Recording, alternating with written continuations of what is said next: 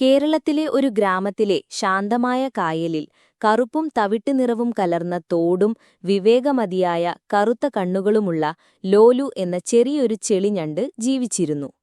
മറ്റു ഞണ്ടുകൾ ഭക്ഷണത്തിനായി പരസ്പരം പോരടിച്ചപ്പോൾ ലോലു ലോകത്തെ നിരീക്ഷിക്കുകയും ആഴത്തിൽ ചിന്തിക്കുകയും ചെയ്തു. ഒരു പ്രഭാതത്തിൽ പുഴയുടെ തീരത്തുള്ള ഞണ്ടുകളെ കൊതിയോടെ നോക്കിക്കൊണ്ട് ഒരു ഹെറോൺ പക്ഷി പറന്നുവന്നു. മറ്റുള്ളവർ പരിഭ്രാന്തരായി പല ദിശകളിലേക്ക് ഓടിപ്പോയി. എന്നാൽ ലോലുവിന് ഒരു പദ്ധതിയുണ്ടായിരുന്നു.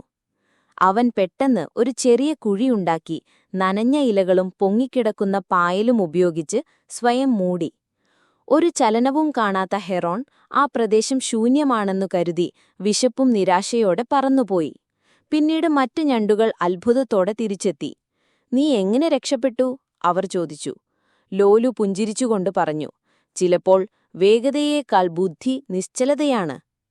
ഗുണപാഠം: വിവേകവും ശാന്തമായ ചിന്തയും പരിഭ്രാന്തിയേക്കാളും തിടുക്കത്തേക്കാളും നിങ്ങളെ നന്നായി സംരക്ഷിക്കാൻ കഴിയും.